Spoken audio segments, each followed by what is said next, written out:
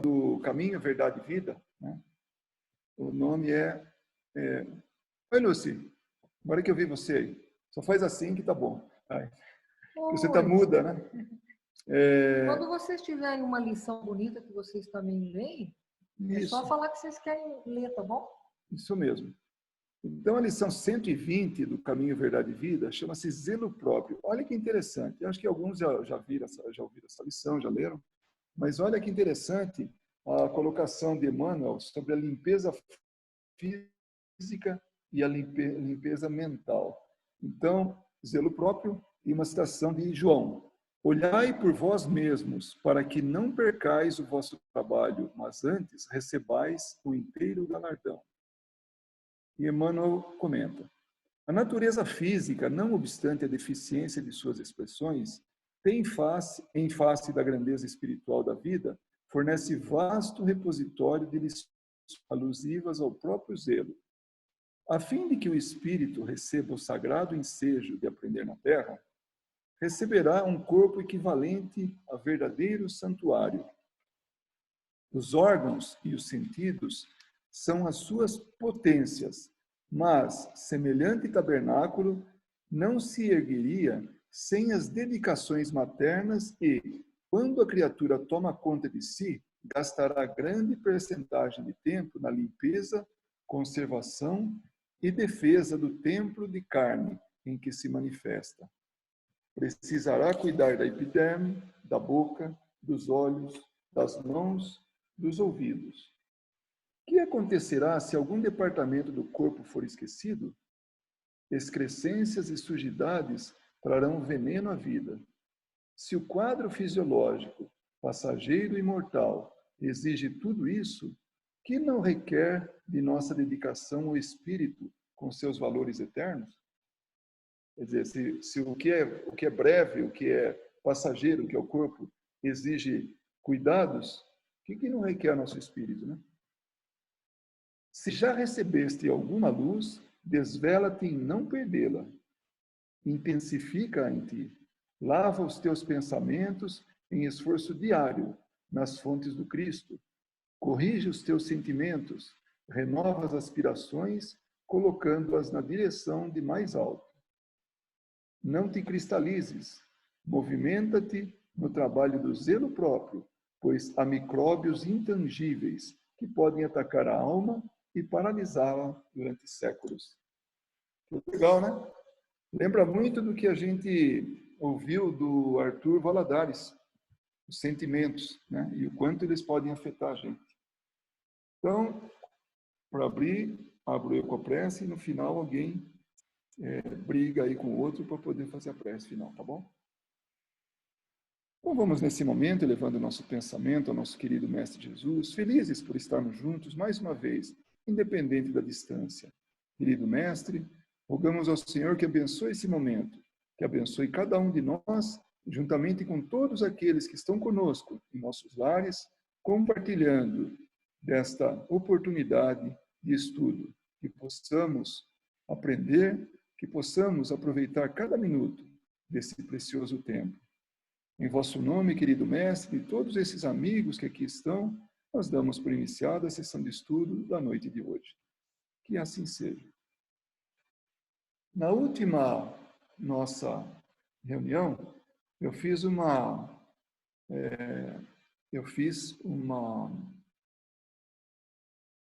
Só um pouquinho aqui. Eu fiz umas perguntas para algumas pessoas, se tivesse alguma observação, alguma coisa que pudesse ajudar, porque o objetivo é tornar isso um momento alegre, feliz e produtivo.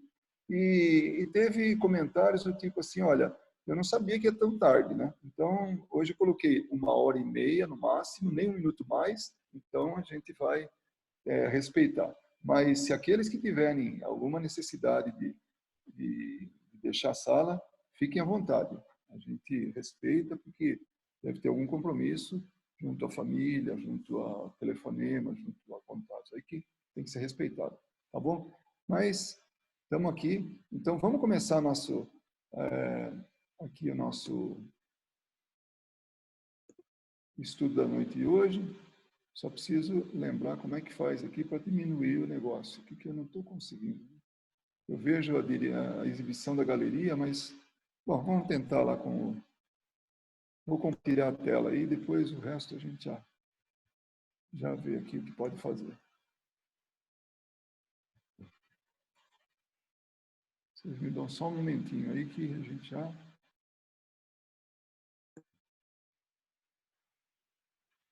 Que raio!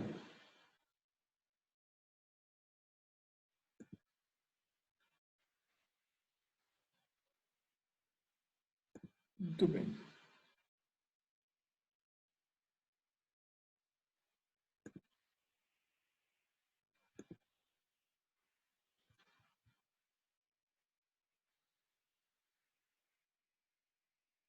Todo mundo está conseguindo ver a tela? Perfeito. Obrigado pelo positivo aí.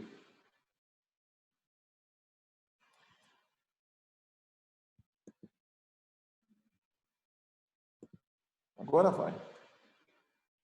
Muito bem, nós estamos no capítulo 6 ainda, seguindo na vida espírita, lembrando que nós estamos falando de espírito, não estamos falando de encarnado, né? E estamos no capítulo 5, a escolha das provas. A Verinha tinha falado para verificar sobre como é que a gente retorna à Terra, né? Quando a gente escolhe, a escolha das provas. Eu creio que todo mundo viu e não tem dúvida nenhuma, né? Mas mais para frente a gente vai falar um pouquinho a respeito, tá bom? Se bem que exatamente esse tema, a Verinha comentou na quarta-feira, não, na segunda-feira e na terça-feira da semana passada, a Carol fez uma exposição exatamente sobre esse tema. Foi muito interessante. Aqueles que puderam ver vão poder ter já tem ideia sobre isso aí. Aqueles que não puderam ver, está gravado no Facebook, né, Luísa? Do Christian Spiritist Society, ou Center. Então, vamos falar da escolha das provas. A questão 258, ela começa assim, né, que quando a gente está na erraticidade, quando o espírito está na erraticidade, antes de começar a nova existência corporal, ou seja, ele está prestes a reencarnar, ele tem consciência do que ele vai passar na Terra? Então, essa é a pergunta. Né? Do que ele vai sofrer? Tal. Aí os espíritos falam que ele escolhe, ele próprio escolhe as provas, porque ele usa do livre-arbítrio. Ele tem o livre-arbítrio, é direito dele. Então, o que a gente decidir é o que a gente vai passar aqui. Né? Mais tarde a gente vai desmembrar um pouquinho mais esse tema para poder ter ideia do que assim, um pouco mais claro sobre isso. Vai esmiuçar um pouco mais. Essa é grande, tá? Eu vou ler rapidamente, mas depois a gente vai falar a respeito, cada tema. Então, um desdobramento ainda dessa primeira questão, da 258. Não é Deus que impõe as tribulações da vida como castigo, olha só como Kardec fala, né? Porque tinha um histórico do catolicismo. Então, na grande parte da população. Então, como tem o catolicismo, ele fala em céu, inferno, purgatório, falava também. Então, ele colocou dessa maneira, como um castigo, né, de Deus. Nada acontece sem a permissão de Deus, porque foi Ele quem estabeleceu todas as leis que regem o universo. Perguntareis agora, por que Ele fez tal lei em vez de tal outra? Dando ao espírito a liberdade de escolha, deixa-lhe toda a responsabilidade dos seus atos e das suas consequências. Nada lhe estorva o futuro, nada impede o futuro, nada assim põe dificuldade ao futuro. O caminho do bem está à sua frente, como o do mal. Olha só, nós temos duas possibilidades aí. Mas se o espírito sucumbir, ainda lhe resta uma consolação, a de que nem tudo se acabou para ele, pois Deus, na sua bondade, permite-lhe recomeçar o que mal feito. É necessário distinguir o que é obra da vontade de Deus e o que é do homem. Se um perigo vos ameaça, não fostes vós que o criastes, mas Deus. Tivestes, porém, a vontade de vos expordes a ele, porque o considerastes um meio de adiantamento e Deus o permitiu. O que ele quer dizer com isso? A pergunta: e aí, Deus castiga? Isso que ele perguntou para os espíritos. Aí os espíritos respondem: olha, Deus estabeleceu todas as leis que regem o universo, inclusive o livre-arbítrio. Então o espírito tem a vontade, tem a liberdade de escolher. É o do espírito a responsabilidade de seus atos e das consequências. Então, não dá para reclamar para ninguém. Foi ele que escolheu. As consequências, os atos que ele fizer e as consequências, é ele. Ele é o determinador daquilo que vai ter resultado. Voltando a lembrar do que a gente viu com o Arthur Valadares, ele falou sobre isso, falou da sementeira. Vocês se lembram disso? Caso vocês queiram, vai na nossa página do Facebook e vão encontrar lá o link dessa palestra que ele fez. Tá? Então está lá integralmente.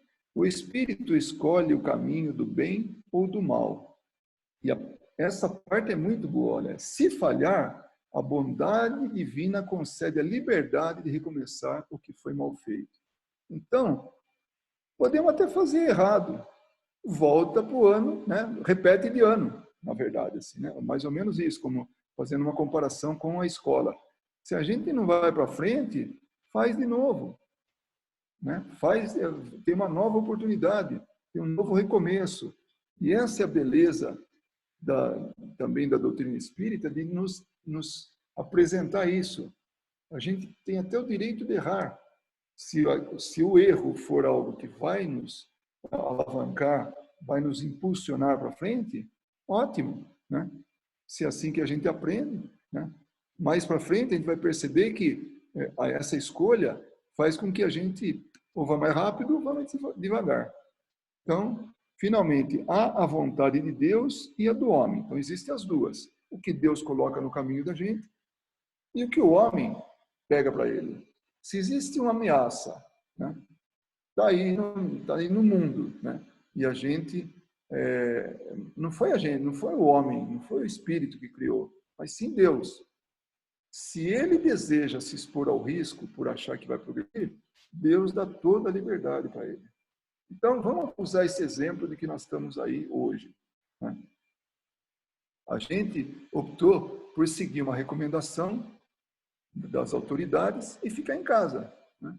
Mas nós não precisamos ficar em casa, a gente pode se expor ao risco. Podemos sair por aí, fazer reuniões, fazer o que a gente quiser. Então, isso somos nós que estamos optando por esta saída, por esta atitude. Né? Então, e Deus permite. Quer, vai. Agora, a gente não precisa se expor, só se a gente quiser. Se eu vou atravessar um sinal vermelho, o sinal é uma convenção. É como se fosse assim, digamos, foi Deus que criou a convenção de que no verde a gente passa, no vermelho a gente para. Mas é como se fosse uma lei divina, vai. A gente passou, o vermelho está arriscado a levar uma trombada, né? Alguém pode chocar com a gente. Então, esse é o ponto que os espíritos falam, que nós temos a liberdade. Então, não é castigo de Deus, nós optamos, nós escolhemos. Né? Essa também é grande, depois a gente vai destrinchar, tá bom? Como na última agora. A questão 259. Se o espírito escolhe o gênero de provas que deve sofrer, todas as tributações da vida, tribulações, tá? Foram previstas e escolhidas por nós? Aí os espíritos falam, todas não é bem o termo, pois não se pode dizer que escolhestes e previste tudo o que vos acontece no mundo, até as menores coisas. Não dá para entrar num detalhe assim. Quando a gente está fazendo, já estou explicando aí, seria a próxima transparência, mas já vamos falar sobre isso. Então, a gente não consegue juntar nas nossas provas tudo que a gente vai passar. Porque no percurso vai ter algumas coisas que vai diminuir as provas, vai aumentar, né? Assim, a sensação, o sofrimento. Nós escolhemos, vocês escolheram o gênero de provas. Os detalhes são consequências da posição escolhida e, frequentemente, de vossas próprias ações. Se o espírito quis nascer entre malfeitores, por exemplo, já sabia a que deslize se expunha, mas não conhecia cada um dos atos que praticaria. Esses atos são produtos de sua vontade ou de seu livre-arbítrio. O espírito sabe que, escolhendo esse caminho, terá que passar por esse gênero de lutas. E sabe que de que natureza são as vicissitudes que irá encontrar, mas não sabe quais os acontecimentos que o aguardam. Os detalhes nascem das circunstâncias e da força das coisas. Só os grandes acontecimentos que influem no destino estão previstos. Então, imaginem assim, vocês lembram aquela coisa de criança, que ainda tem hoje, una os pontinhos, né? E aí você vai unindo, de repente é uma figura. Então, aqueles pontinhos é como se fossem os grandes acontecimentos na vida da gente, que vão influenciar lá na frente. Por exemplo, eu, aos 40 anos, teria que ter uma doença que iria me privar de um monte de coisa, né? De movimento, sei lá o quê. Mas aquele era um pontinho que estava nesse de ligar aí do desenho. Mas, quando eu cheguei naquele pontinho, porque eu fiz um monte de coisa boa, eu fui muito útil e, seguindo esse passo, eu ainda vou ser muito útil, aquele pontinho, ele vai existir ali, mas o que eu vou sofrer é coisa muito mais leve. Aquilo estava previsto, mas eu posso alterar. Como ele fala aqui, o nosso destino, a gente vai mexendo no destino da gente, né? Então, é isso que ele quer dizer. Os grandes acontecimentos, eles estão previstos, mas os detalhes durante o percurso, a gente faz. Aí depois ele vai dar outros exemplos assim, né? Se tomas um caminho cheio de desvios, sabe que deves ter muitas precauções, porque corres o perigo de cair, mas não sabes quando cairás, e pode ser que nem caias, se fores bastante prudente. Se ao passar por uma rua e uma telha te cair na cabeça, não penses que estava escrito, como se diz, né? Foi escrito. Aqui estão os detalhes, né? Se o espírito escolhe o gênero das provas, todos os sofrimentos foram escolhidos por ele, é aquilo que ele falou, né? Os detalhes. Todos não, porque os detalhes são consequências das provas e dos atos. Se nasceu entre malfeitores, o espírito sabe que vai estar exposto ao risco e, claro, ao livre-arbítrio. Não, eu quero uma prova de que eu vou entrar no meio de pessoas realmente muito, muito ruins. Mas eu vou ser forte e vou ultrapassar isso, vou vencer, né? Durante o processo, durante a encarnação, ele vai sempre usar do livre-arbítrio. O risco existe, agora é ele que vai decidir. Será que ele vai se corromper ou ele vai contra tudo aquilo e vai agir de uma maneira diferente? Os acontecimentos secundários se originam das circunstâncias. Como foi falado, previsto só os fatos principais que eles influenciam no destino. Agora, isso aqui é um detalhe que é uma comparação que dá para entender.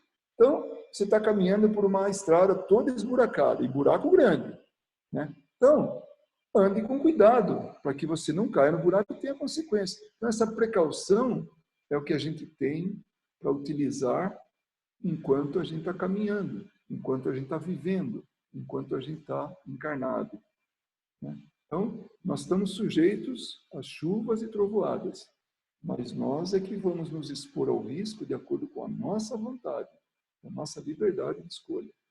E igual ele fala, se caminhar na rua, se cair uma telha na cabeça, não é que, estava escrito assim, não, né? Não tomou cuidado, né? Ou então, por algum motivo, alguém agrediu, enfim. tá sujeito a qualquer tipo de desvio na nossa rota. Luísa, você está com o microfone aberto, né? Não estava, não. Agora estou. Isso. Só eu vou fazer uma pergunta e você responde por todos aí. Tá tudo bem até aqui, pessoal? Alguém gostaria de levantar a mão, fazer algum comentário? Por mim, está tudo bem. O pessoal pode fazer aquele joinha. Deixa eu ligar minha câmera de novo. Aí o Luiz consegue saber. Eu vou lembrar meu marido aqui para ele contar uma história, que eu não sei que livro que está, de André Luiz, que numa encarnação, um homem, eu não me lembro bem o nome, não lembro, nem o livro eu lembro, que ele fez várias moças caírem na prostituição, tá? Ele era casado e tal, mas ele traiu a mulher, tal, ele fazendo com que jovens se perdessem. E depois disso, ele teve que voltar e ele recebeu as jovens como filhos e filhas, né? Mas a escolha foi dele tê-las todas como filhos, né? Então, o livro que vocês devem saber é o livro Nosso Lar, que é o pai do André Luiz, que teve duas amantes lá, né? E ela, porque também tem um monte de história assim, pode ser que seja até outra, mas o que me vem à mente é isso aí, é que ela voltaria para a Terra, como encarnada, ia encontrar o marido de novo, né? E as duas amantes, elas seriam as duas filhas. Né?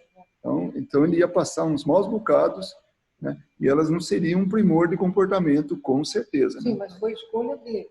Né? No plano espiritual, ele veio para isso. Ele viria... Não, a ajuda da mulher para auxiliar. A mãe de André Luiz, ela falava, né? Ela contou esse que era a prova que ele ia passar. Então, isso ilustra bem que a gente... Mas ele caiu. Não. Bom, aí... Ele não conseguiu... Não, vida, aí já não sei. É outra história. Ele não conseguiu. Então, a gente vê que as escolhas, a gente escolhe e tal, mas a gente pode não cumpri-las ou cumpri-las pela metade. Né? Na verdade, é isso. A gente pode ou não cumprir, mas as escolhas são nossas. No plano espiritual, isso que é importante. Mas o livre-arbítrio nos leva a escolher aqui também, né? André Luiz tem um termo para quem vai até o fim nas provas, expiações, enfim, faz a programação que tem que fazer, chega aqui completa, né? Faz isso. Ele chama de completista. Né? Então, uma reencarnação completista é essa aqui. Ele vem, né, o encarnado vem e faz tudo aquilo que ele realmente combinou, né? Aquilo que ele programou. Eu não sei o que Chico Xavier combinou lá no alto, né, antes de vir para cá, no plano espiritual. Mas, com certeza, ele é um exemplo de completista, porque ele foi até o fim, trabalhou muito, fez... Eu acho que, não sei se ele veio para fazer escrever quase 500 livros, né, como psicógrafo. Ivone Pereira fez mais, né? Ivone Pereira, sim, é uma delas, porque ela veio para escrever um livro e não sucumbia ao suicídio, que ela tem um histórico de suicídio de várias encarnações, e ela escreveu 12 livros. E ela foi uma médium, uma trabalhadora excelente, e não sucumbiu ao suicídio. Então, ela pode ser considerada, pelo que a gente ouve aí de André Luiz, uma completista. Né? Então, nós já falamos isso aí, né? Se a pessoa nasce no meio de bandidos lá, tal, ele vai ter assim, as dificuldades, né? Para dizer aí, para fazer, para completar, né? Aquilo que ele combinou.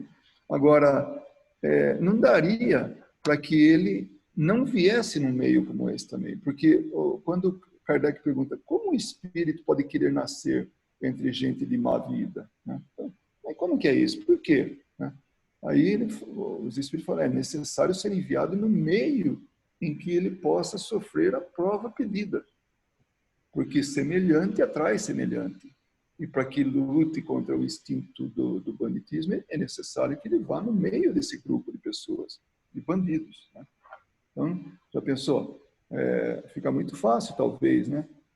Mandar uma pessoa que tem que tirar as inclinações más, mandar para um mundo que só ele é mau, todo mundo é perfeito. Aí não tem jeito, né? Mas, no entanto, ele vai porque ele aprende e também contagia outras pessoas. Outras pessoas aprendem também. E como diz o ditado, ninguém evolui sozinho. Né?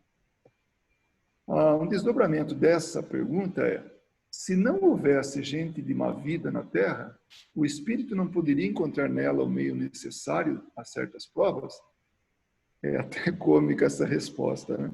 E deveríamos lamentar isso? É o que acontece nos mundos superiores, onde o mal não tem acesso. Então, é isso que nós precisamos ter, um mundo melhor.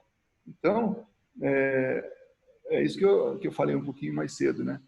Se a gente vai para um mundo melhor, não tem como melhorar, não tem mérito nisso, né? Porque é muito fácil. É por isso que neles só existem bons espíritos, nesses mundos melhores. E isso aí eu sublinhei, né? Porque é importante isso. Fazei com que o mesmo aconteça bem logo em vossa terra. A gente até fica pensando, né? Puxa, com tudo isso que está acontecendo, precisa acontecer tudo isso que está acontecendo hoje, exatamente nesses dias, para que a gente possa cair na real, né? Que a gente possa pensar melhor. Hoje ainda a gente estava falando com pessoas conhecidas e a gente vê quantas pessoas estão mudando a forma de ser, quantas atitudes estão mudando. Vou exemplificar uma, sem dar nomes, porque não é do círculo de amizade de vocês. Um casal que se separou faz pouco tempo, eles iam viajar, quer dizer, a filha e o marido, o ex-marido, iam viajar, e numa casa onde eles não... Onde ele falou, não, lá é minha, lá você não tem acesso. Isso com a esposa. E já faz alguns meses. Agora a gente soube que eles vão estar juntos na Páscoa, né? O ex-marido, a ex-esposa e a filha. Então, até quem falou assim, eu falei, puxa vida, o que um vírus não faz, né? Muda até o conceito das pessoas, o que é excelente. Então, está aparecendo muita coisa boa. Talvez você já deva ter escutado alguma coisa assim, que já criou algo positivo, um resultado positivo. Né? O espírito nas provas que deve sofrer para chegar à perfeição terá que experimentar todos os gêneros de tentações, deverá passar por todas as circunstâncias que possam provocar-lhe o orgulho, o ciúme, a avareza, a sensualidade, etc. Aí os espíritos falam, não, claro que não, pois sabeis que há os que tornam, desde o princípio, os que tomam, né, desde o princípio, um caminho que os afasta de muitas provas. Mas aquele que se deixa levar pelo mau caminho, corre todos os perigos do mesmo. Um espírito pode pedir a riqueza e esta lhe ser dada. Então, segundo o seu caráter, poderá tornar-se avarento ou pródigo, assim, perdulário, né? Egoísta ou generoso, ou ainda entregar-se a todos os prazeres da sensualidade. Mas isso não quer dizer que ele devia cair forçosamente em todas essas tendências. Então, quando os espíritos perguntam se tem que passar por tudo isso realmente para dizer que, né, para aprender, não, né? Mas sempre é ele que vai escolher. E quando ele fala, por exemplo, da riqueza, a riqueza é uma das provas mais difíceis que tem. Muito difícil. Porque, como a gente está num mundo muito materializado, onde a matéria, o dinheiro, né, vamos falar diretamente, é muito importante, e isso eleva as pessoas a patamares que diferente de outros, né? Então, é muito difícil realmente. A pobreza por si só é uma prova, mas ela não tem esse viés aí de levar a pessoa a macular o seu caráter, a dar uma desviada no seu caminho, né? E quando ele fala que não, né, pois saber que há os que tomam desde o princípio um caminho que afasta de muitas provas, né? Mas tem algumas pessoas que, vou dar um exemplo, vai. Se a gente entrar em algum vício, por exemplo, é muito difícil, dele. Então, a gente tem a liberdade de escolher se entra ou não, né? Então, essa é a nossa opção inicial. Mas se a gente, porventura, entrar num deles e tiver que sair conscientemente, vai ter suas dificuldades. Então, essas provas, elas podem se tornar mais difíceis, né? Como pode, a 262, né? Como pode o espírito, que em sua origem é simples, ignorante e sem experiência, escolher uma existência com conhecimento de causa e ser responsável pela sua escolha? Quer dizer, será que ele é capaz, será que ele é competente? Um espírito que não é tão competente, como é que ele vai se virar diante de uma prova? Vai ser muito difícil. Aí os espíritos falam, Deus supre a sua inexperiência, traçando-lhe o caminho que deve seguir, como vocês fazem com uma criança desde o berço. E realmente, né?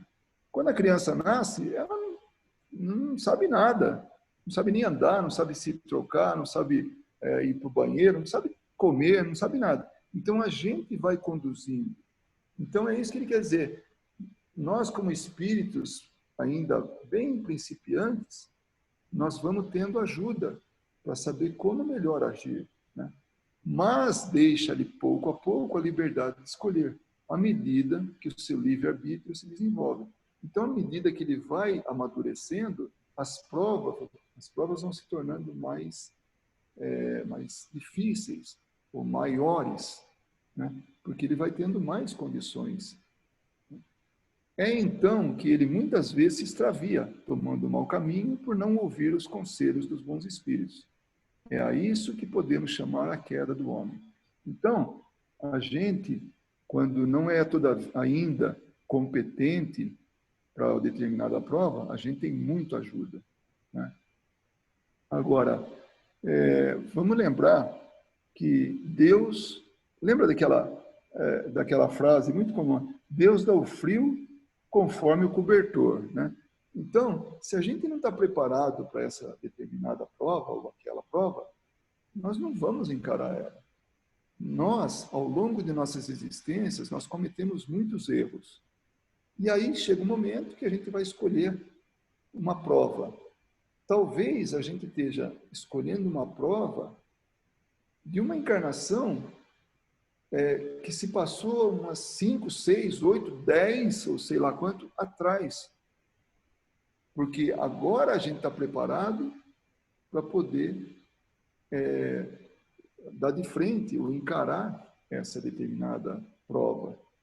Então, a bondade de Deus é tamanha que a gente pode ter as últimas encarnações tranquilas, sem grandes dificuldades, sem grandes provas, porque a gente não estaria ainda preparado para poder encarar uma prova do nível daquela que 5 ou 10 encarnações atrás a gente cometeu algo que vai ter que pôr um grande esforço para poder acertar essa falha, acertar esse problema, né?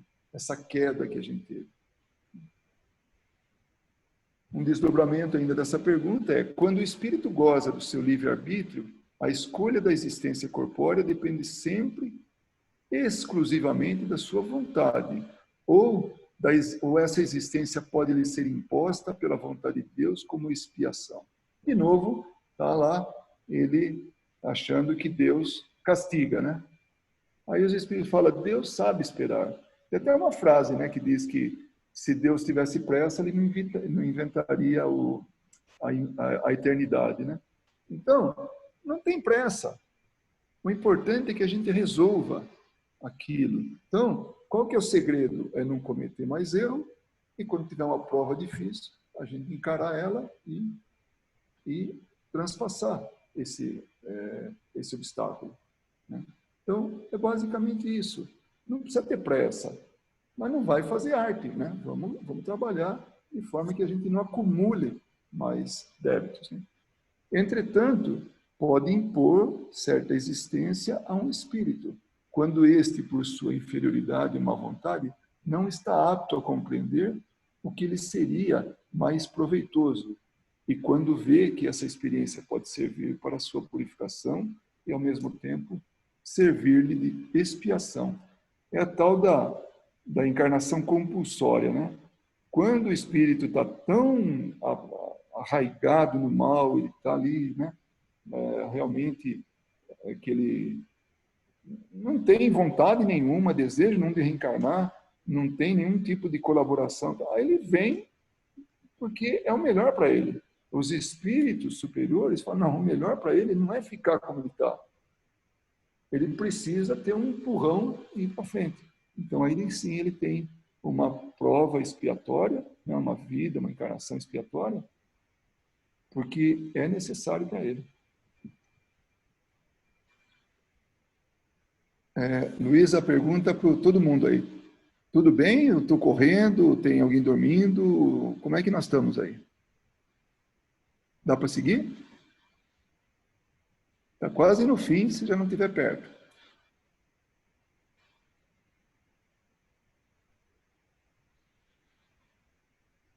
Luísa, você está aí? Eu tô. Eu fiz sinal de joia aqui quando texto, desculpa. Mas o problema é que quando estou na compartilhar a tela, eu não vejo nada. Nem vocês, nem ninguém. Tá, desculpa. Não, tá Não, tudo tudo bem. jóia. Só vejo minha mulher aqui do meu lado. A 263 o espírito faz a sua escolha imediatamente após a morte, né? Então, o cara desencarnou, agora vou escolher minha prova. Isso é real? Isso é verdade? Os espíritos falam, não, pois muitos creem na eternidade das penas, e como já vos foi dito, isso é um castigo. Ou seja, ele desencarna, está passando por maus bocados, ele está achando que está sendo castigado. Ele já teve uma vida, ou sei lá qual que vida que ele teve, e de repente ele morre, né, do ponto de vista dele, e aí ele está, assim, passando por dificuldades, por sofrimento. Ele fala, pronto, estou no inferno, né, com esse castigo, né, que ele tem isso aí. O que orienta o espírito na escolha das provas? Quer dizer, o que define as provas? Eu vou reencarnar, e agora? Que tipo de prova que eu vou ter? O que faz eu tomar decisão sobre as provas? O espírito escolhe as que lhe podem servir de expiação, segundo a natureza das suas faltas, e fazê-lo adiantar mais rapidamente. Percebe? Então, uma relação. Eu quero andar mais rápido, então eu escolho uma expiação. Mas o risco é maior. Então, isso está implícito. Percebe? É uma equação que tem que ser levada em consideração. Se eu falar, não, eu quero uma encarnação mais tranquila, só que vai levar mais tempo. Não sei quantas mais encarnações. Ele vai fazendo mais trabalho mais leve, né? Mas ele adianta mais lentamente. Uns podem impor-se uma vida de misérias e privações para tentar suportá-la como coragem. Outros experimentar as tentações da fortuna e do poder, bem mais perigosa pelo abuso e o mau emprego que lhes pode dar e pelas más paixões que desenvolvem. Outros, enfim, querem ser provados nas lutas que terão de sustentar no contato com o vício. Então, percebem? Cada um tem a sua maneira de ver. Cada um quer encarar a encarnação conforme a sua coragem, né? Então, a gente sabe de casos, né, por leitura, tudo, que tem espírito que quer, não posso dizer para vocês qual foi que livro que está isso aí, porque eu não me lembro, porque já é mais do que um, né? Mas quando o espírito ele está preparando a reencarnação dele, então tem o planejamento. Então tem uma série de espíritos ali conversando com ele E ele fala, eu quero fazer isso, isso, aquilo. E aí o Espírito fala, escuta, está muito pesado para você, vai ser muito difícil. Diminui isso.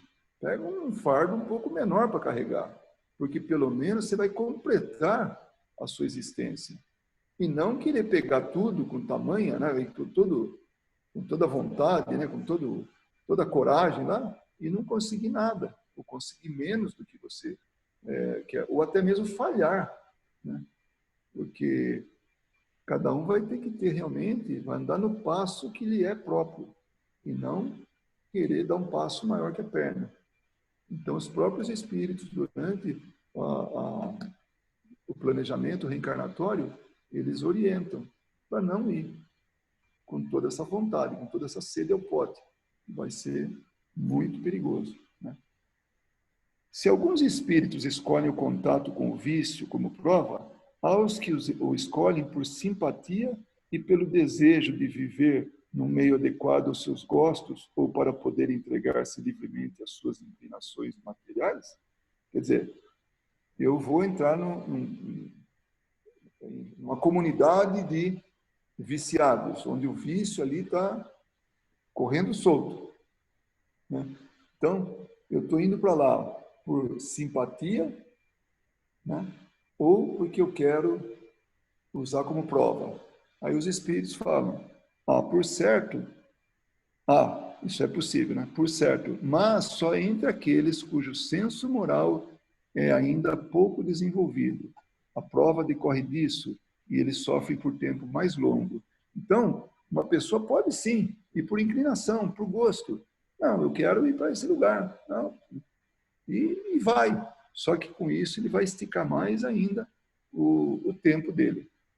Cedo ou tarde compreenderão, o tempo que eu digo assim, vai demorar mais para melhorar, para se melhorar, para resolver todas essas pendências, né?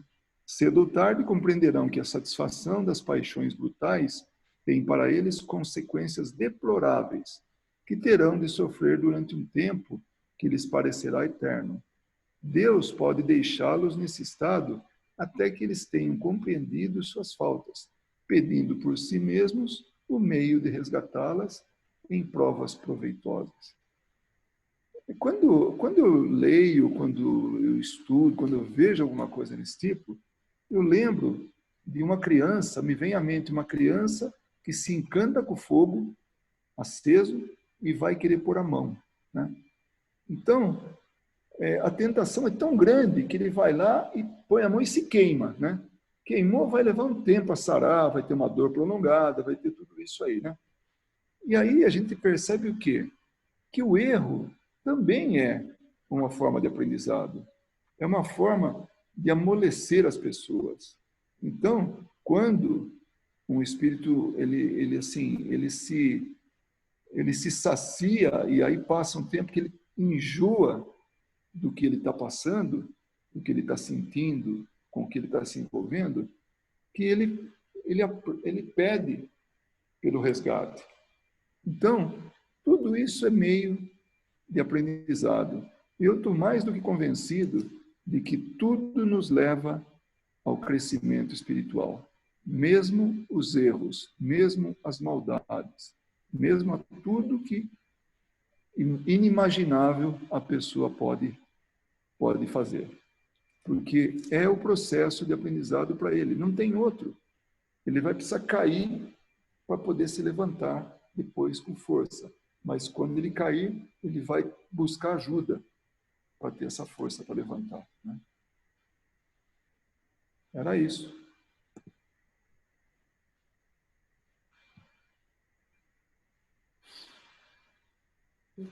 E aí, moçada? Oi, Marileide. Pode falar, fazendo tchau agora. Pode abrir o microfone aí, Luísa. Pode liberar todo mundo. Libera o geral.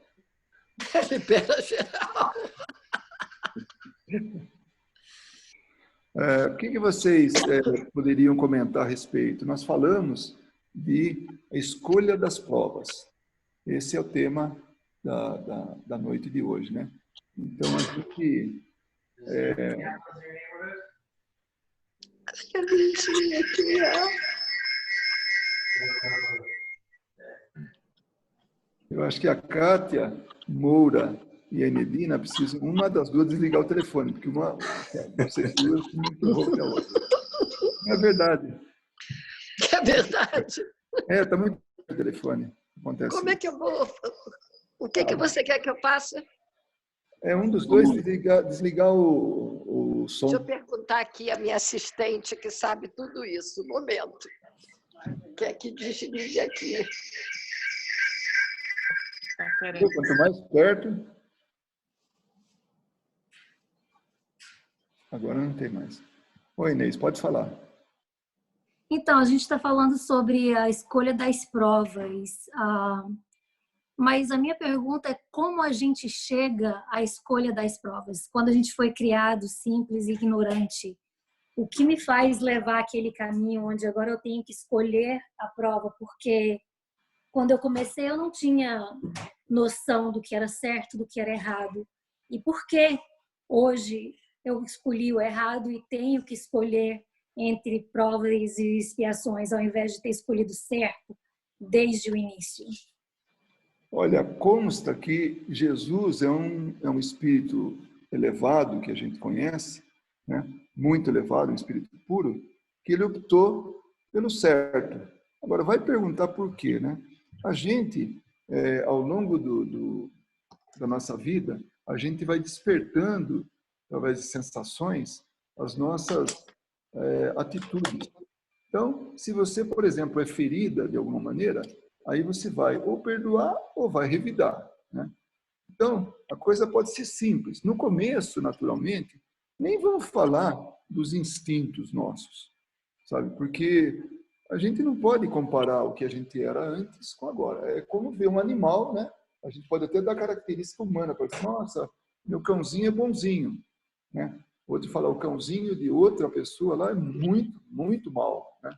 Então, é a forma que ele tem de reagir, é a natureza dele, enfim, mas é um animal, né? Já nós, quando nós passamos a entender o que é certo, o que é errado, e a gente é dotado do livre-arbítrio, aí vamos aqui, é aquilo que a gente vai desenvolvendo. E isso se processa ao longo de muito tempo. Não é um dia, um mês, um ano, uma década, não. É algo que vai de encarnação para encarnação, vai indo, vai indo. E aí a gente vai tomando as decisões do que a gente quer, vai optando pelo que é certo e o que é errado, né? Então, a minha mulher quer falar alguma coisa aqui também? Tá bom. Lembrando que no começo da nossa existência, nós não sabíamos distinguir o bem do mal. Então, as escolhas eram feitas pelos nossos... Quando a gente veio, né? Quando a gente veio... Pelo que eu entendi da pergunta, é o seguinte, é no início da reencarnação, do início como espírito, como é que a gente vai escolher se a gente não tinha noção, não é isso?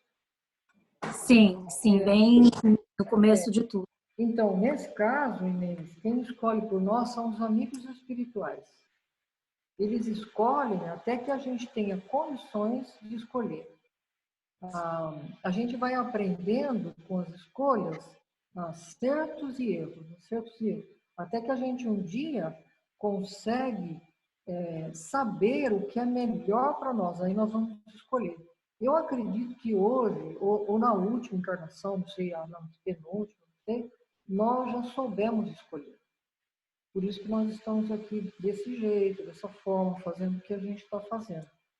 E mesmo que nós não estivéssemos fazendo o bem, estudando e tal, todo mundo já que tem o conhecimento do bem e do mal já é livre para escolher a sua prova, aonde vai estar, com quem vai estar. Deu para entender? Imagine que nós, em algum momento, em algum mundo, por aí afora, que não são poucos, né? Nós tivemos as nossas primeiras, pode ser até nesse, não sei, os primeiros passos como seres humanos, como espíritos, né? Então a gente deixou aquela animalidade e passou para o estado hominal. Então, a gente, naquele momento, é uma transição. a gente nunca pode pensar de uma forma assim, liga uma chavinha e muda. Isso não tem nada. Como, eu vou usar até um termo que a gente usa muito, né? Que é a natureza não dá saltos. Né? Então, a gente também não dá saltos na nossa evolução. A coisa é muito lenta. Né? E ao longo desse aprendizado, ao longo dessa mudança que a gente vai tendo, até chegar onde a gente está hoje, né? Que essa mudança, na verdade, é uma evolução. Então, nas mínimas coisas, a gente vai tendo já esse direcionamento. Por que a gente quer ser? O que a gente dá valor? Então, hoje, se você pegar pessoas hoje, né, aqui na Terra, te vem à mente e fala, nossa, aquela pessoa, fulano e tal, é tão apegado à matéria. Né? Outro, você fala, nossa, aquela pessoa tem uma inveja que eu nunca vi igual. Aí você vê aquela, nossa, aquela pessoa tem uma bondade que é impressionante. Mas se você for ver bem, você fala, poxa, mas eu pego todo esse grupo de pessoas e me incluo, é mais ou menos uma faixa, nós estamos tudo no mesmo balaio, nós estamos ali juntos. Né? Mas você nota que é uma tendência de cada um aquilo para chegar onde chegou. Né? Então, a pessoa vai alimentando aquela tendência. Então, lembre-se que nós estamos passando por processos muito lentos. Então, ao longo de muito tempo, a gente está construindo a nossa personalidade. Tá? Agora, isso é sempre opcional. Sempre. Nós somos os artífices da nossa personalidade. Mas sempre muito lento. Aí um escorregãozinho ali, outro ali, toma gosto aqui, ali, tal, e vai. Então, hoje, a gente já tem plena consciência do que é certo e o que é errado. Agora, não preciso levantar a mão, mas em algum momento a gente não toma uma decisão errada, uma atitude errada, e se arrepende, pode ser desse tamanho, não importa, pode ser desse tamanho, né? Ou até mais do que a tela. Mas a gente sabe o que é certo, sabe o que é errado, e ainda assim, ou vai na onda, ou por si próprio. Então, é difícil isso. E isso a gente está construindo, a gente. O que é, Beninha? Tem um departamento de reencarnação no plano espiritual. Todos nós passamos por lá. E como o Bicho Vaz falou, às vezes a gente, consciente, porque lá nós estamos todos conscientes, né? Sem o esquecimento, então nós fazemos o nosso plano reencarnatório, mas sempre ajudado por espíritos amigos que estão ligados ao departamento de reencarnação. Muitas vezes eles nos orientam para isso ou para aquilo, para as nossas necessidades, porque por mim mesmo, se eu pudesse, eu ia, né? Ia ser uma Gisele Bündchen. Mas não podia ser. Então eles falaram, não, nada disso. Você não pode. Né? Eu quero muito dinheiro. Não, você não pode. Está se referindo a modelo lá, porque a beleza, que é uma outra prova também. Uma prova. Sim. Mas imaginem uma mulher lindíssima nascer no meio de não sei, sem desmerecer comunidade, nada, favela, nascer no meio de uma favela onde a lei do mais forte impera. Não, beleza. É uma prova e tanto, né? Então, vocês percebem isso? A beleza é uma prova, a riqueza é uma prova, tudo isso é prova. Né? A própria feiura é uma prova. Se eu venho feio, ninguém vai querer para mim. Eu fico me sentindo. Então, tudo de acordo com o que cada um pode. Né? Sim, depois eu vou contar para vocês uma coisinha para vocês darem risada. Uma coisa séria para vocês darem risada. Acho que o Bicho Vaz vai saber contar melhor que eu. Mas, então, nós fazemos um plano, e esse plano ele é um conjunto de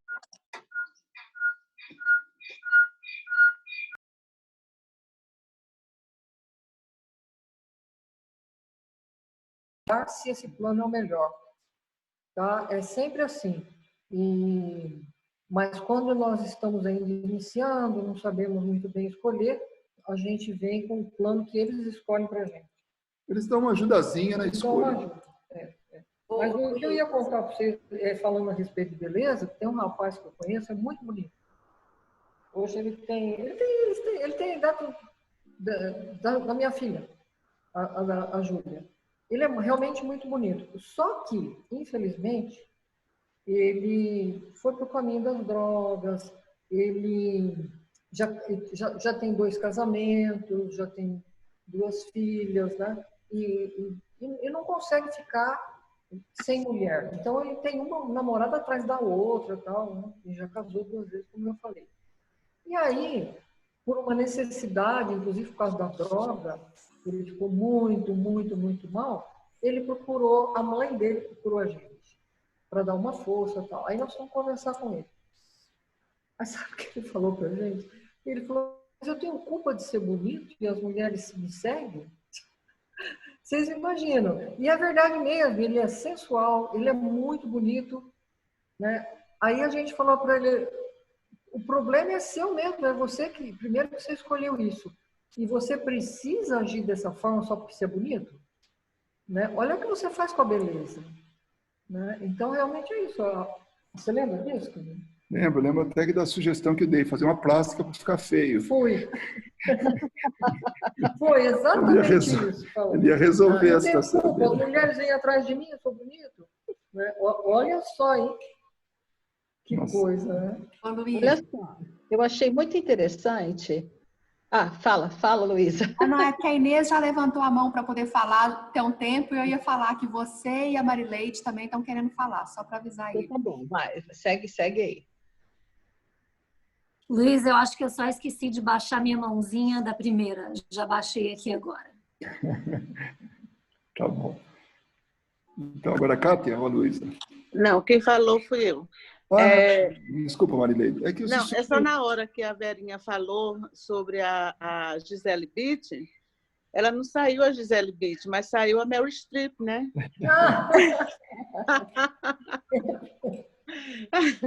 Tão famosa quanto, e tão bonita quanto. Quem me dera, né, Marileide? Pois é. Oi, Luísa. Agora a Kátia. A Kátia. Oi, obrigada. Então, é porque eu também não estou olhando aquela telinha da mãozinha, então eu não sabia quem é que estava na frente. Desculpa aí, gente. Legal. Olha só, eu achei muito interessante quando você disse que foi assim que eu entendi, pelo menos, me corrija se eu estou errado. Que a gente escolhe os pontos principais. Sim. E os pontinhos pequenininhos que vão ligando uma coisa a outra são coisas que vão acontecendo durante a vida. A gente tem um livre-arbítrio, ele vai mudando, vai virando para um lado, para o outro, tal, né? Eu achei isso muito, muito interessante, porque, como eu também já sou meio anciã, já passei dos 50, quando eu olho para trás, eu posso colocar, eu acho que todo mundo tenha essa faculdade, todo mundo se parar e pensar, você tem aqueles grandes momentos na sua vida que te mudaram, que você sabe que você mudou, né? Ou para melhor ou para pior, mas você mudou. Nunca para pior, a gente sabe, mas que você mudou de alguma maneira, né? Então eu fico pensando, puxa vida, como fica fácil, mais ou menos fácil, né? Não é totalmente claro, a gente entender quais foram aqueles pontos, essas escolhas que a gente fez, porque eles são gritantes, eles mudam a vida da gente de uma maneira que é impossível de esquecer, né? Então, eu só queria confirmar que eu entendi direitinho, que são os grandes pontos e o que vai ligando um momento forte ao outro, o que acontece entre um momento e outro são decisões que a gente vai tomando para poder chegar onde a gente tem que chegar. Mas aí eu penso, se a pessoa toma... Não são as decisões erradas, mas as decisões que não vão levá-la aonde ela precisa chegar para atingir aquela grande transformação ou grande prova que ela escolheu, será que chega um momento que daí os amigos espirituais, Deus, intervém e diz, não, chega, você já fez tanta bobagem e você precisa chegar naquele ponto, mas do jeito que você está, você não vai chegar lá nunca, então eu vou dar um puxão aqui.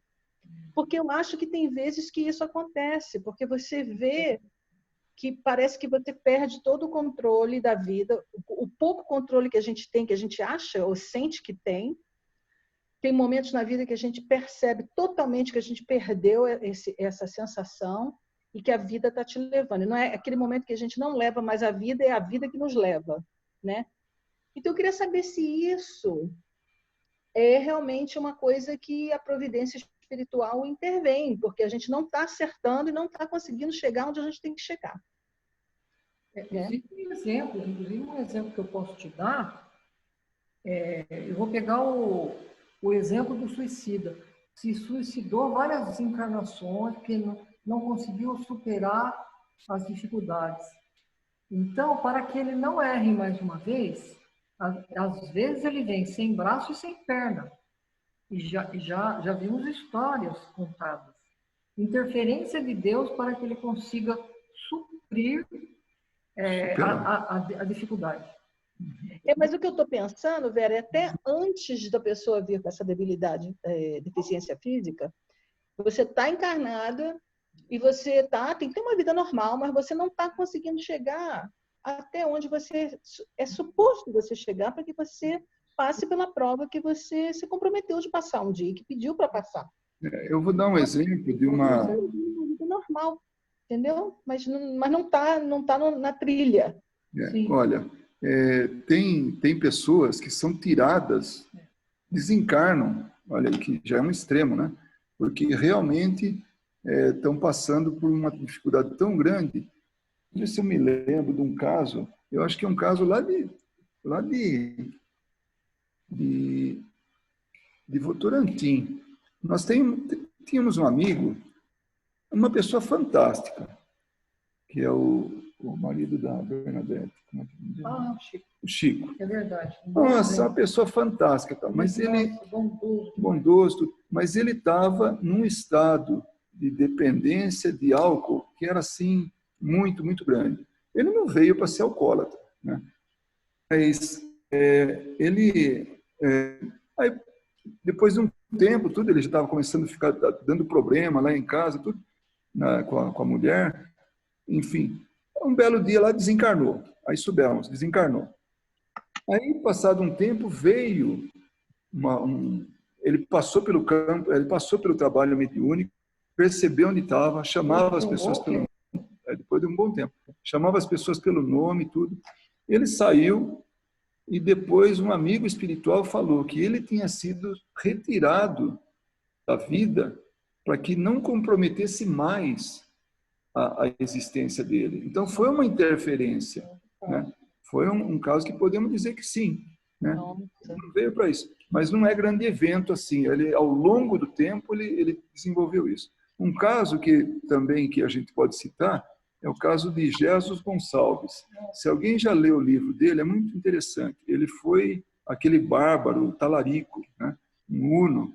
E, nossa, a diversão dele era queimar aldeias e tudo, e violentar. Enfim, não era flor que se cheirasse. Aí ele retornou para o plano material, retornou depois como encarnado, também como descendente dele próprio, né? E de novo, mesma coisa, não aprendeu. Tá? Aí passaram-se os anos, ele reencarnou como Jesus Gonçalves.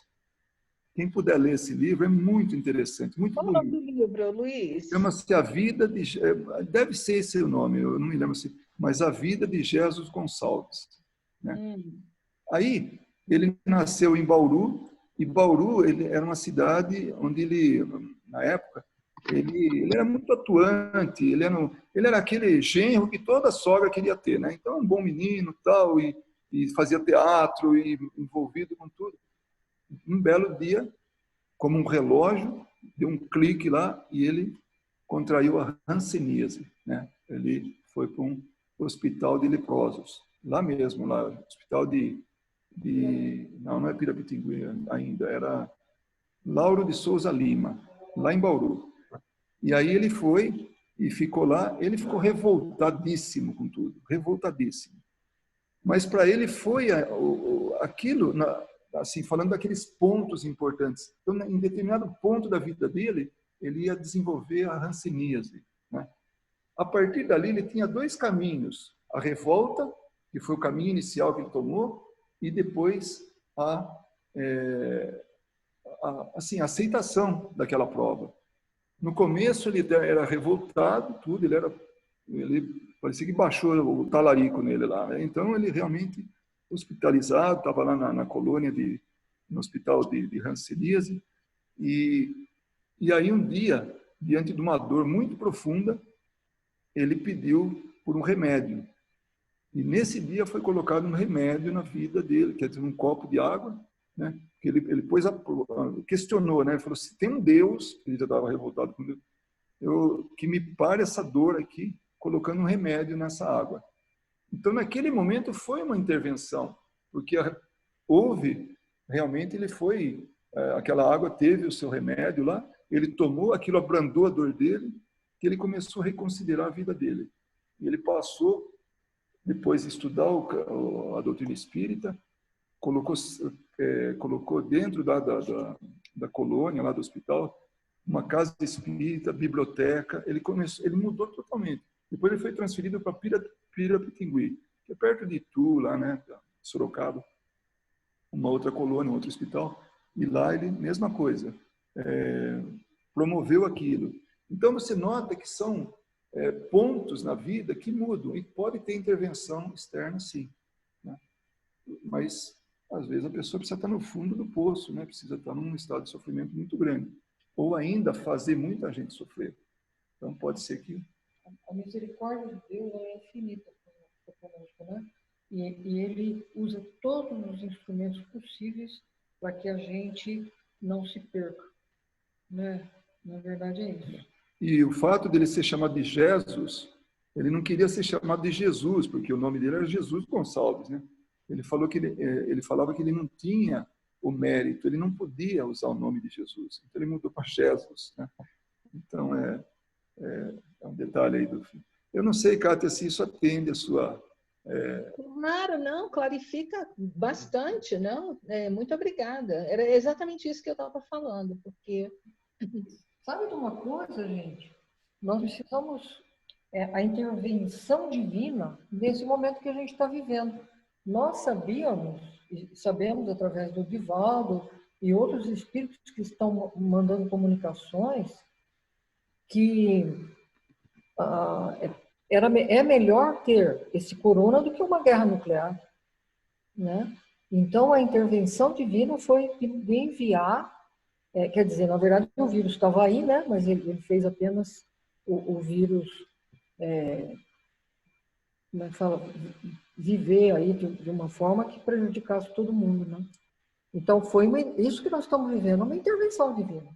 Mas é impressionante, a gente percebe o mundo está mudando diante dos nossos olhos, todos os... Eu não paro de pensar na regeneração.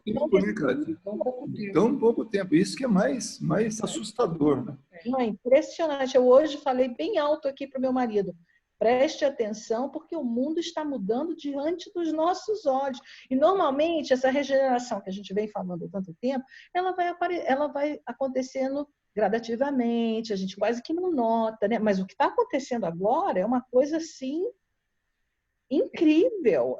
Todo dia tem uma mudança, né? A gente está aprendendo tanto. Né? Hã?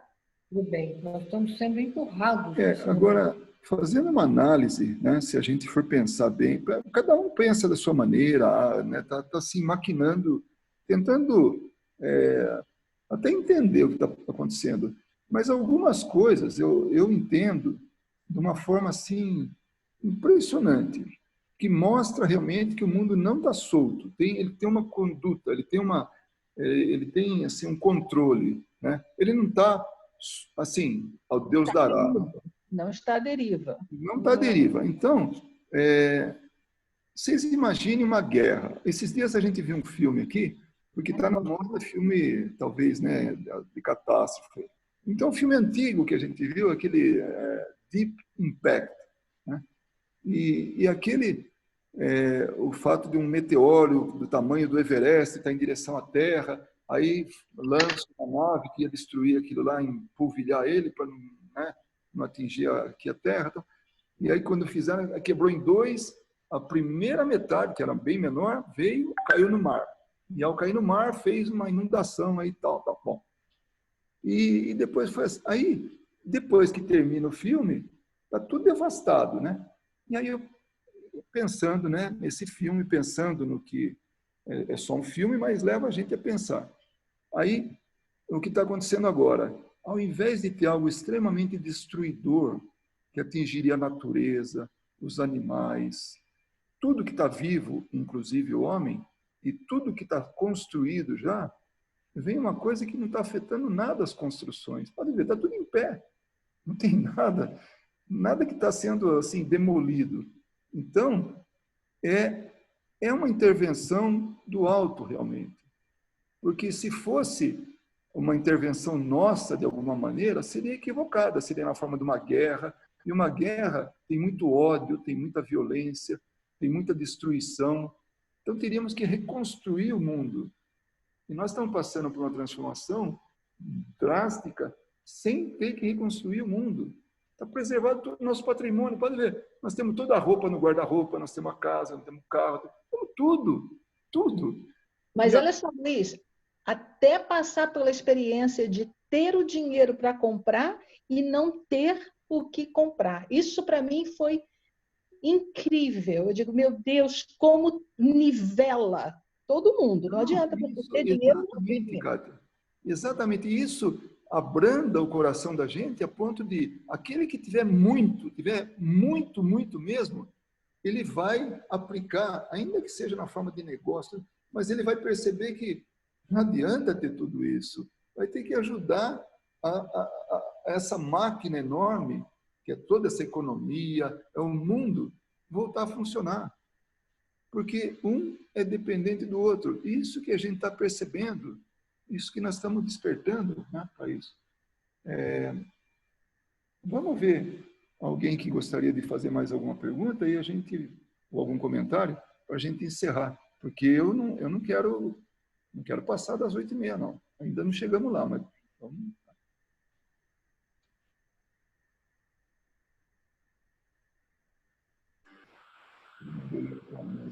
Só tem um L aqui que Isso tudo precisa acabar. Eu estou olhando para ele.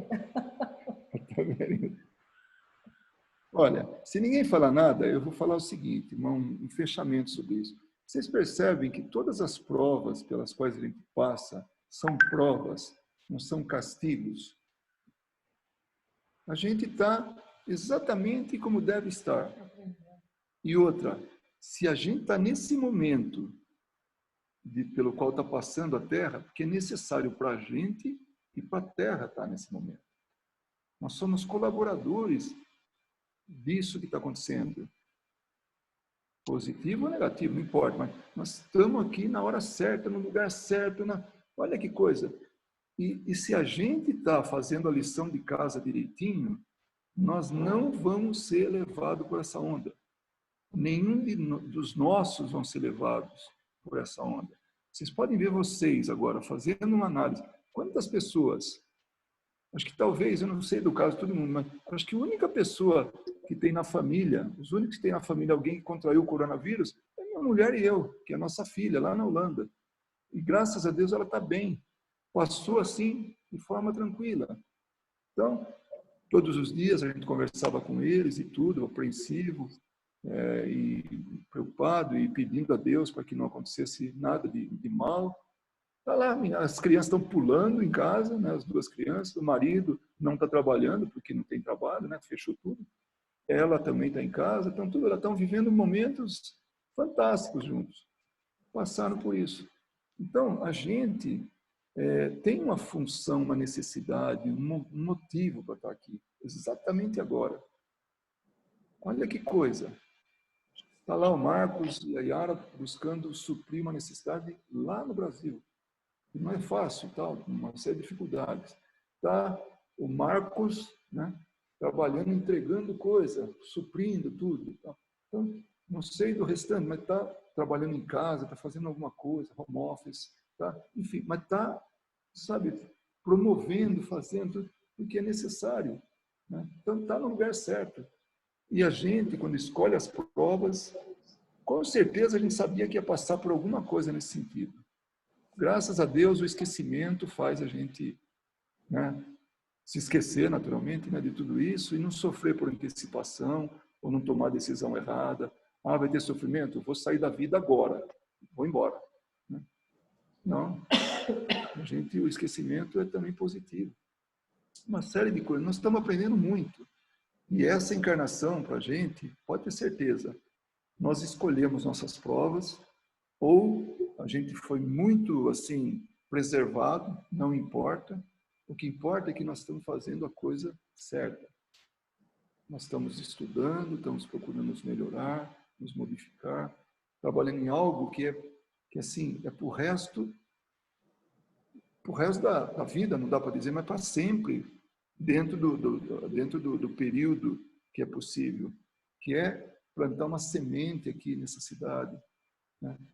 Nós, 2 casas aí que estão trabalhando nisso, nós somos pessoas envolvidas com o futuro, né? Com a mudança. Né? Então, hoje a Yara falou tão pouco que eu estou sentindo até falta. Está com sono, Yara?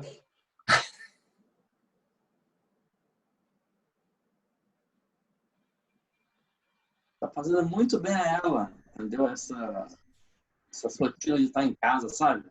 Ela tá agitada para ir para rua e eu tô trancando ela aqui, entendeu? Bom, não tem coisa positiva. Quanto mais ela sai, mais ela fala, entendeu? Tá bom. Pessoal, vamos fazer a nossa vibração. Luiz. Oi, pode falar, Marcos. Oi, Luiz. Boa noite, gente. Falando a respeito do que você está todo mundo comentando, esse negócio do vírus, eu, o Marcos, a Yara, e a gente está nessa linha de frente. Eu evito até assistir noticiário, porque realmente a minha situação das pessoas que estão na rua hoje e nos hospitais, os bombeiros, os policiais, é bem arriscado, entendeu? Então, eu queria pedir uma prece também para todos nós que estamos na linha de frente, sem poder se proteger, porque não tem muita proteção. Eu acho que a proteção que a gente tem é do nosso mestre, e é nisso que eu estou baseando a minha vida hoje, de acordar todo dia, ir para a rua sem ter hora para voltar, porque realmente, eu imagino, eu ligo para o hospital, lá os enfermeiros estão assim, ocupadíssimos, eu estou tendo toda a paciência do mundo para ter notícia do meu pai, entendeu? Porque eu sei que eles estão lá, nunca é o mesmo enfermeiro, nenhum dia, desde que ele está lá, cada dia eles estão sendo movidos, trabalhando alguns 24 horas, descansando 12 horas, voltando para o hospital, alguns já dormem lá mesmo e tá uma loucura. Então, a parte pedir sempre pelo meu pai, uma oração para ele especial, que ele vem melhorando graças a Deus, e proteção a todos nós que estamos aí na rua tentando fazer o que é o essencial para toda a comunidade. Então, eu só queria fazer essa ressalva. Obrigado. Isso que você falou realmente, Marcos, hoje eu saí de casa, fazia tempo que eu saí com o meu genro. Ele tem podemos chamar um bote, que é um barquinho muito pequeno, tá de vela, ele gosta, ele curte isso. Ele trocou todas as cordas, né, da vela, de tudo lá. E ele me convidou, né, me pediu para ajudar ele. Isso ontem. Eu falei, vou, com o maior prazer. E fomos lá. E eu vi que realmente ele teria muita dificuldade de fazer sozinho, porque de um lado um tem que ajeitar, o outro tem que puxar e tal, enfim. E quando a gente saiu de casa, a gente estava na estrada, eu falei para ele, você não se sente que a gente, assim como Beirute, na época da guerra, que a gente sai e tem uma ameaça, né?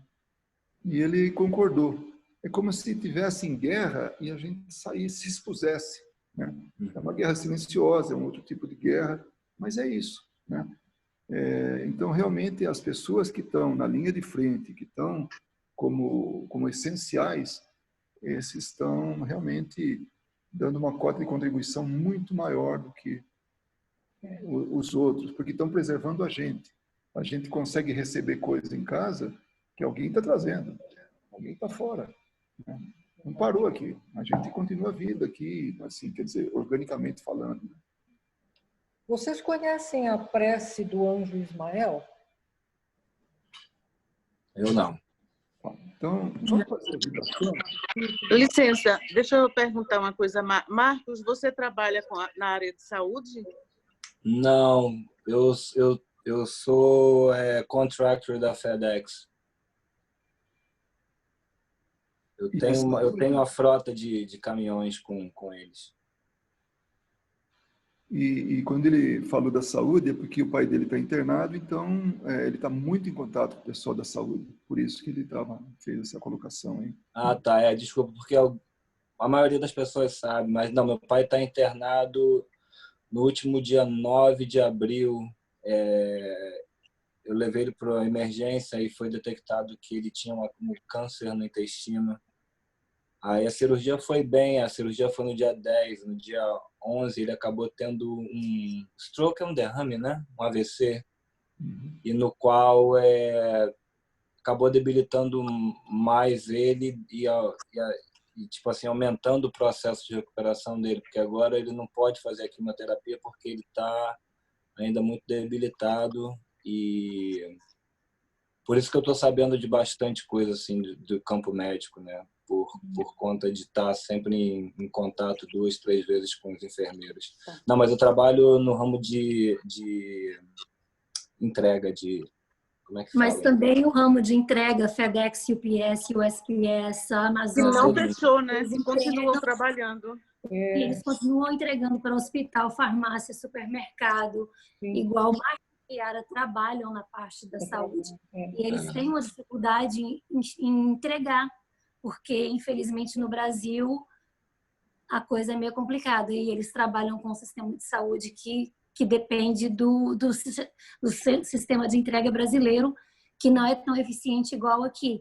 Então, assim, é essencial porque tem muita gente que não sai de casa, tem muito idoso que não compra a comida do gato, a comida do cachorro, as fraldas que precisam. Até os próprios remédios. O remédio. Então, assim, é um serviço muito essencial.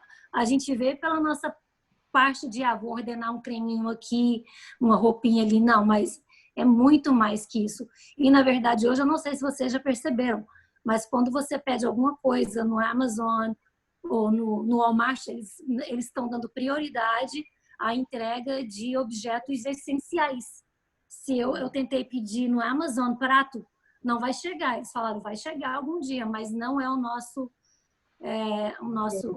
foco agora. É realmente entrega de essenciais. Vamos, então, a gente faz o seguinte, olha, vamos pegar essa prece, que é muito bonita. Essa prece do anjo Ismael e a prece de Cáritas são duas preces maravilhosas que a gente conhece e vamos englobar Sim. Todas essas pessoas a quem nós citamos e aquelas que nós vamos continuar pensando nelas, né? Porque o pedido, é incrível, essa prece, ela é tão antiga, e feito por Ismael, e ela pode ser utilizada nesse momento que a gente está vivendo. Eu vou fazer ela, tá bom? Antes que a Verinha faça, Ismael é o espírito responsável pelo Brasil. Pelo nosso país. Pelo país. E tem uma história dele muito bonita, um dia eu conto. Ok? Vamos então fechando os nossos olhos, lembrando que nós temos também os pedidos para conosco, para que nós tenhamos forças e coragem para continuar a sermos aqueles que transferem luz aos necessitados, como neste momento nós fazemos. Além desses, mestre querido, que estão doentes nas ruas, em suas próprias casas, nós pedimos por todos aqueles que foram citados agora, que sabemos ser essencial para que nós continuamos ter as nossas vidas organizadas e salvas, inclusive. Que o Senhor abençoe todos eles, Senhor. E assim nós vamos dizendo: glória a Deus nas alturas, paz aos homens na terra. Jesus, Bom e amado Mestre, sustenta os teus humildes irmãos pecadores nas lutas deste mundo. Anjo bendito do Senhor, abre para nós os teus compassivos braços, abriga-nos do mal, levanta os nossos espíritos à majestade do teu reino e infunde em todos os nossos sentidos a luz do seu imenso amor. Jesus, pelo teu sublime sacrifício, pelos teus martírios na cruz, dá a esses que se acham ligados ao pesado fardo da matéria a orientação perfeita do caminho e da virtude, o único pelo qual podemos te encontrar. Jesus, paz a eles, misericórdia aos nossos inimigos, e recebe em teu seio bendito a prece dos últimos dos teus servos. Bendita estrela, farol das imortais falanges, purifica-nos com os teus raios divinos, lava-nos de todas as culpas, atrai-nos para junto do teu seio, santuário bendito de todos os amores. Se o mundo, com os seus erros, paixões e ódios, alastra o caminho de espinhos, escurecendo nosso horizonte com as trevas do pecado, rebrilha mais com a tua misericórdia, para que, seguros e apoiados no teu evangelho, possamos trilhar e vencer as escabrosidades do carreiro e chegar às moradas do teu reino. Amiga estrela, farol dos pecadores e dos justos, abre teu seio divino e recebe a nossa súplica pela humanidade inteira. Que assim seja. Assim seja.